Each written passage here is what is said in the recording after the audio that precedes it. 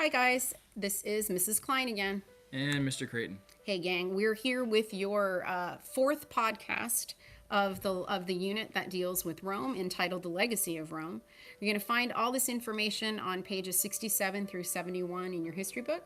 You should have that podcast note sheet out with you because you are filling that out. You're making your own personal study guide that's going to help you for your unit test that's going to be coming up. And in addition to being prepared for the podcast quiz and the unit test, some of the information in this lesson will also be really helpful to you when you are working on finishing up your first performance assessment, that eulogy about Rome. Okay, all right. In the last section, you guys, we learned about the achievements of the Romans in the arts, law, engineering, and government. Okay, all right. In this lesson, we're going to be talking about the lasting achievements of the Roman Empire. So just a reminder, we're going to go through the terms and names. The first term you need to know is mosaic. The second is stoicism. And the third is aqueduct. Remember, whenever you hear this sound, it means you have a vocabulary term. Okay, we've got the same big idea for the whole unit, and by now you should be really familiar with this, you guys. The influence of an empire often lives on even after that empire falls or declines. We're going to find out even a little bit more about that in this particular lesson. All right, we have the same essential questions as we've had for the last three podcasts. The first essential question, does power equal influence? How do empires become powerful and influential? What internal and external factors lead to the downfall of empires? Okay, what remains or lives on after an empire falls or declines? And finally, what is the primary reason for the fall of Rome? Okay, all right, the first chunk of this lesson, you guys, is entitled The Impact of Roman Culture. If you have your books open, you can follow along and find this information on pages 67 through 68.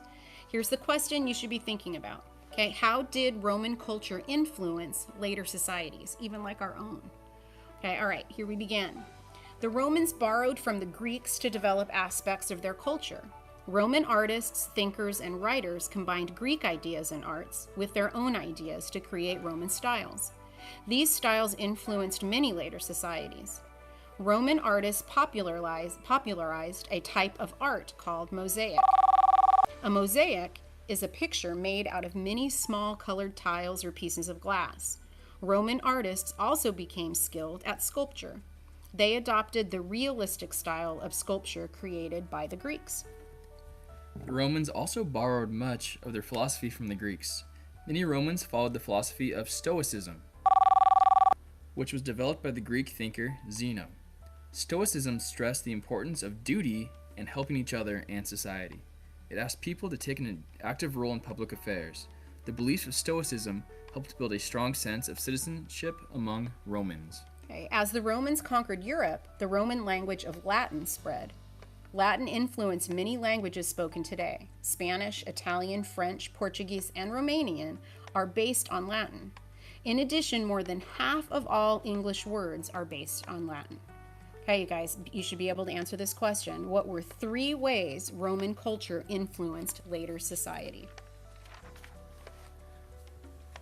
Our next focus is going to be on architecture and engineering feats. You can find this on page 69. The question we want you guys to be able to be thinking about as we're reading through this is, what advances did the Romans make in engineering? Roman engineers made many advances in architecture and building. Roman builders used arches, vaults, and domes to create higher and larger buildings than ever before. An arch is a curved opening that holds up a building. The Romans used arches to build large buildings like the Colosseum, a giant outdoor stadium. Roman builders also used arches to build aqueducts. These are bridge-like structures that bring fresh water into cities and towns. A vault is an arched brick or stone ceiling or roof. A dome is a round roof with many sides. Many modern buildings, including the U.S. Capitol and many state capitals, use arches, domes, and vaults. And I want to attest to the fact, you guys, like, I do a lot of travel around the country. I go to every capital I can, and there's nothing more beautiful, I think, in any one of the states if you go into the capitals. Like the Capitol in Sacramento, I was in Boston over the summer as well. Absolutely are architectural wonders, but they're also incredibly beautiful. All right, so in addition to this, you guys, the Romans protected and strengthened their empire by improving transportation. They built some 50,000 miles of roads. Many of these roads were built to help the Roman army move more quickly and easily.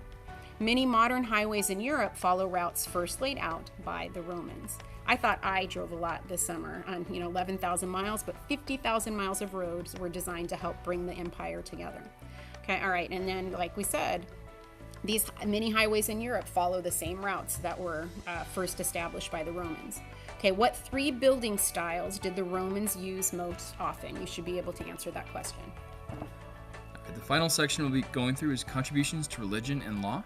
You can find this on page 70 and 71. The question you should be thinking about: how did the Romans contribute to religion and law? Romans contributed to religion by supporting Christianity and helping it grow.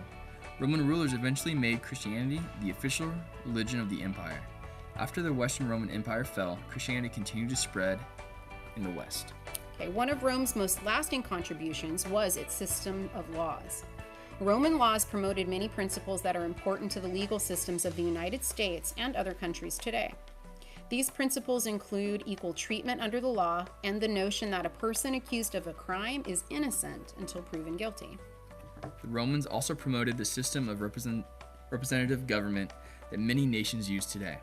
When Rome was a republic, it created various assemblies, including a Senate, to make laws and represent the views of the people.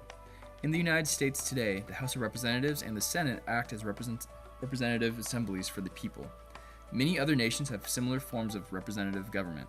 The question you guys should be able to answer in your head right now: what contributions did the Romans make to the area of law? Okay, you guys, I want to remind you, you hopefully have been filling out your podcast notes, okay, as you're listening to all of these podcasts. You also by now have hopefully started on your study guide for our unit test on Rome, which is going to be coming up kind of sooner than you know. The best part about these podcasts is you can go back and forth and listen to them as many times as you want. You can look at those podcast note sheets, and you'll have that study guide that's going to be able to help you when we have our first unit test. Please don't forget, you still are going to have a podcast vocabulary quiz tomorrow based on the vocabulary for this unit, those 3 terms. What are they again, Mr. Creighton? Mosaic, Stoicism, and Aqueduct. All right, you guys, this concludes your 4th and final podcast for our unit on Rome. Gotta go. Have a great day.